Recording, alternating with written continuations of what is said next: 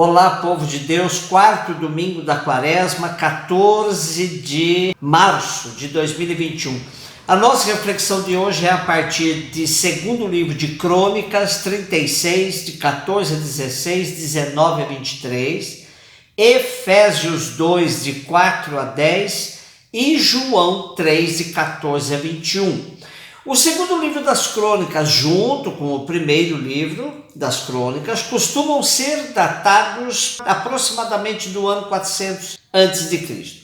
A fonte destes livros vem de Josué, Juízes, Samuel e Reis, mas não se trata de mera repetição da história, e sim uma visão diferente sobre a volta do exílio e a constituição da comunidade judaica do século V a.C. Há quem atribua sua autoria a Esdras, e seus leitores sabiam bem o que ele retirou das obras já existentes e o que ele acrescentou.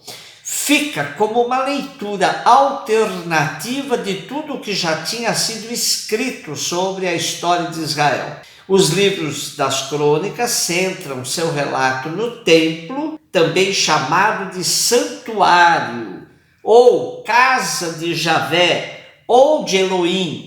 Tudo se passa em torno do templo, começado por Davi e terminado por Salomão.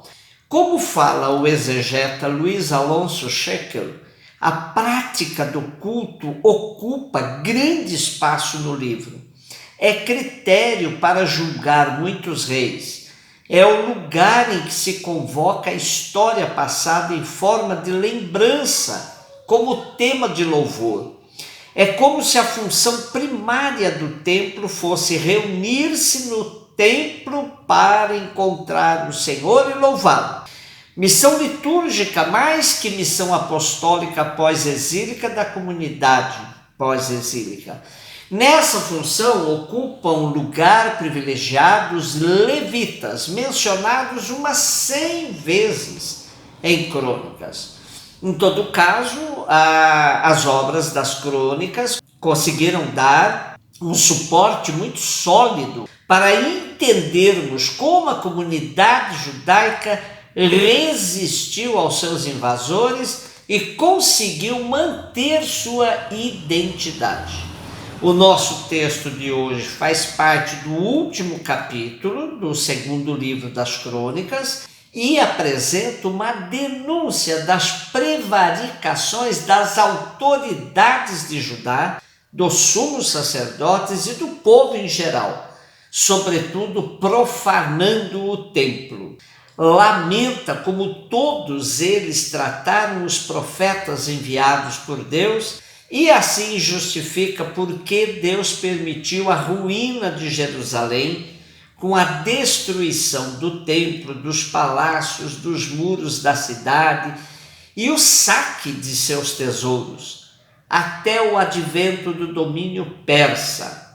Toma uma citação de Jeremias, alterando o tempo do cativeiro para 70 anos, que é um simbolismo, 10 vezes 7. Isso é um longo tempo sabático. Nosso texto termina como começa o livro de Esdras, fazendo a referência à volta do exílio e com uma afirmação de fé. Quem dentre vós pertence ao seu povo? Que o Senhor, seu Deus, esteja com ele e que se ponha a caminho. Eu gostaria apenas de ressaltar com o salmo de hoje como essas fórmulas de juramento são populares. Hoje, muito comum é dizer que um raio me parta se eu não cumprir isso ou aquilo. Naquele tempo, o amor a Jerusalém era tanto que eles diziam que se prenda a minha língua ao céu da boca, se de ti, Jerusalém, eu me esquecer.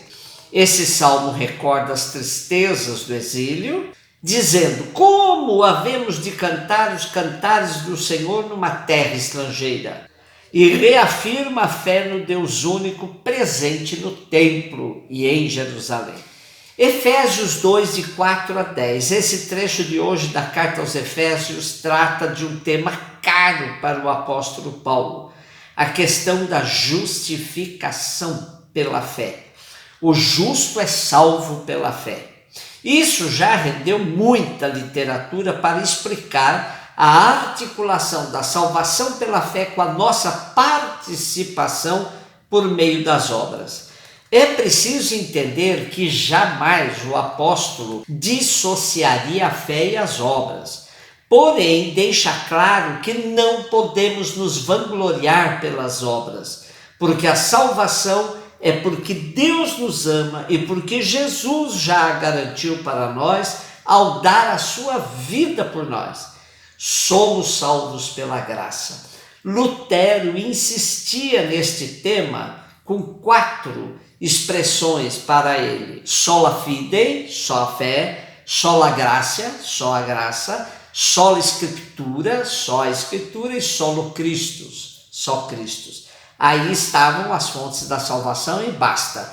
Mas não nos iludamos que tanto o apóstolo Paulo quanto Lutero não dessem valor às obras, à prática concreta, não.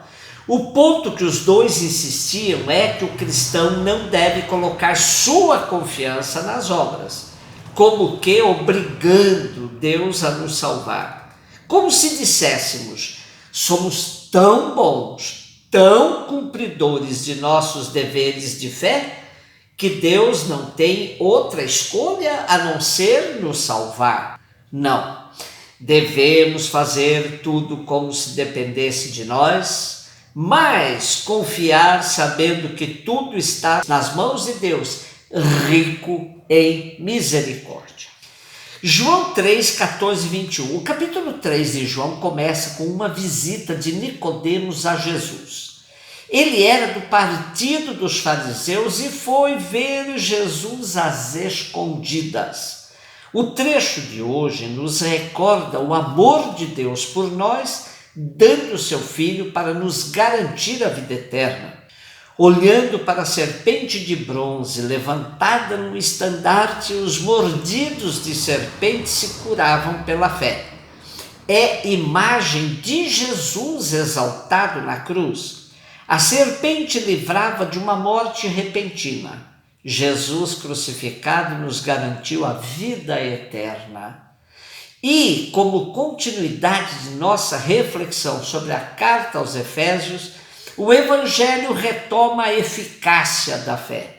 Quem crê em Jesus não é condenado, mas quem não crê já está condenado, porque não crê no nome do Filho único de Deus. Ora, como demonstramos com a vida, é isso que importa, como demonstramos com a vida que cremos em Jesus Cristo?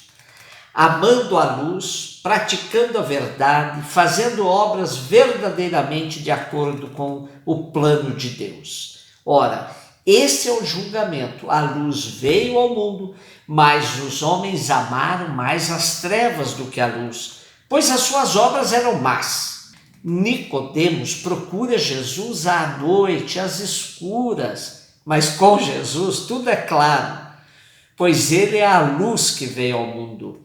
Se a humanidade preferiu as trevas, automaticamente rejeitou Jesus, luz que tudo ilumina.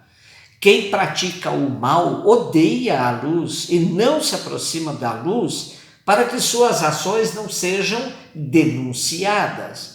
Mas quem age conforme a verdade aproxima-se da luz para que se manifeste que suas ações são realizadas em Deus.